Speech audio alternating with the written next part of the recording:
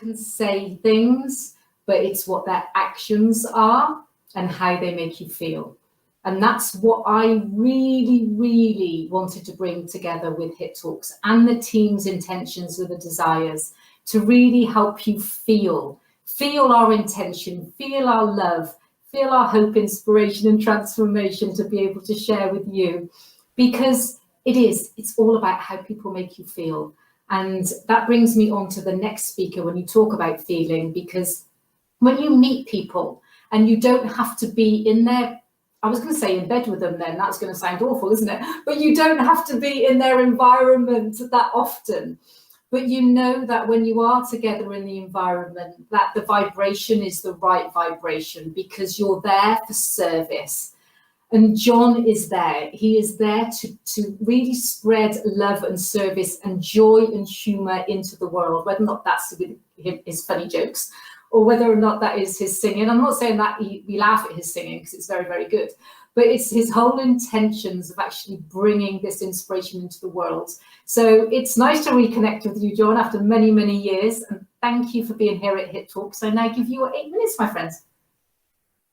Vikki, so nice to be with you too. Thank you, Vikki, so much. And the team who I just got to meet. Well done, guys. Great work. Do you hear me okay? Good. Okay. So listen, we're going to bring in feelings. Thank you for asking me to not only speak, but also to sing for you this evening. So this is a song that perfectly fits with everything that's been said right now. It's One Heart in Time, which is the same title as the album, my album that it comes from.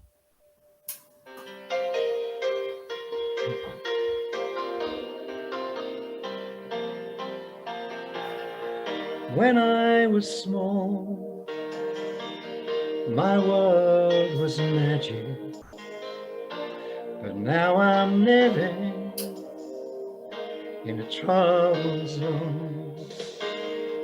We're trading beauty for a golden tower in the darkest hour before the dawn. One heart in time can say the whole design. Your love and mine is one more heart in time.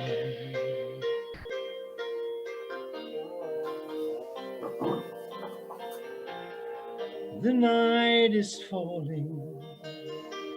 We must all make choices to raise our voices against the wrong. Poets and dreamers, all you seekers of wisdom, hold to your vision until the dawn. One heart in time can save the whole design. Your love and mine is one more heart in time. Your love and mine is one more heart in time.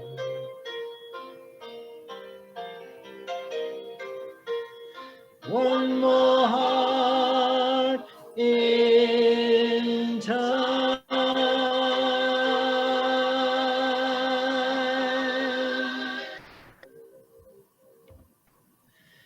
Well, that's what I hope to inspire you to do in my little time here with you.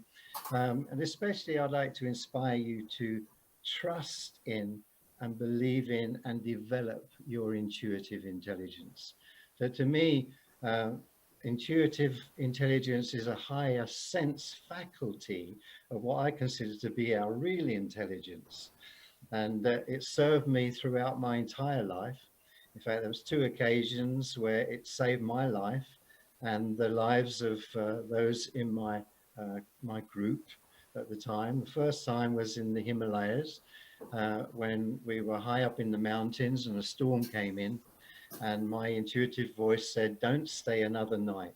So I told my Sherpas we're leaving, and we headed down the next day, only to find out that the campsite that we were on was wiped out by an avalanche, with 92 people were killed. And that was on the world news. And the second time was in Sri Lanka, when I was asked to meet some friends in front of the Sri Lankan air ticket office.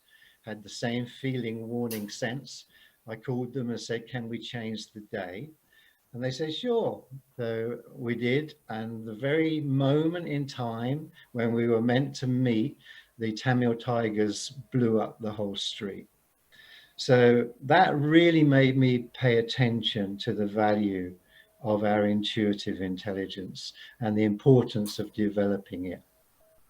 I would like to just tell you what one of the greatest minds on the planet has said about that. And in fact, many of the great minds have said that we all have this potential if only we're willing to develop it.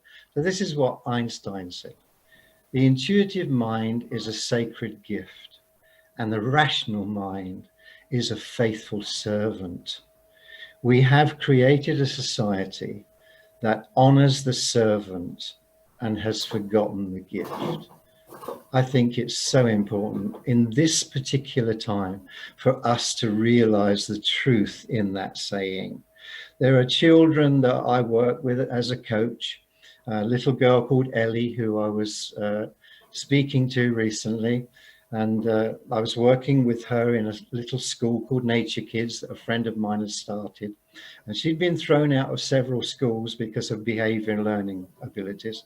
So I said, "Ellie, what was it like for you to switch from mainstream school to come to Nature Kids? So what was the difference for you?" So she said, "Well, I'm a sensitive child like my friends. And if you say something, you should mean it, because we can see your thoughts and your feelings." So I was like that as a child too. So I said, what was it like for you then to come here to Nature Kids? So she said, "Well," she said, "in ordinary school, they tried to force my brain. But here in Nature Kids, I'm free to learn. And now I've found I can add up and I can spell and I enjoy it."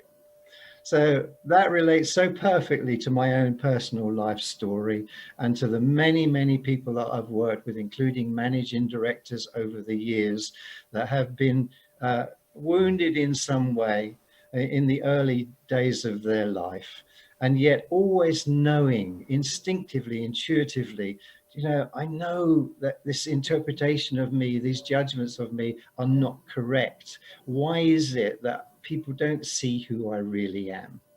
So having really looked at that in my own life and spent so many hours trying to understand this, what's happened? How has this happened to each other? Why do the Einsteins of this world tell us that, the rational mind is just a servant, but the intuitive mind there is constantly guiding us and helping us to flower and become more?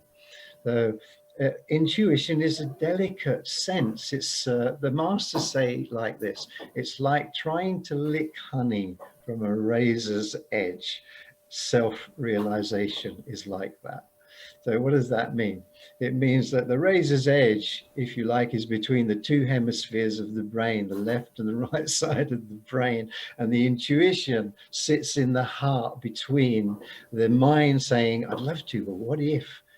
Who, me? I'd really like to, but what if? And the heart's going, "Come on, you can do this. If mind, you listen to me and trust me." So that's what I help people do now, is to understand how we can use this body as an instrument. So what we have to do is have a peaceful mind. Otherwise we can't hear the feeling sense of intuition speaking to us through the cells of our own body. We have to have peaceful emotions, even more challenging in this time. How do we do that? Proper breathing, proper exercise, proper diet, proper lifestyle, so we're at peace with ourselves. And I've unfortunately got to leave you. Thank you so much. And lick honey from the edge of a knife, of a blade. I was like, oh my gosh, what are we going to be able to do with that? But no, the potential and the willingness of wanting to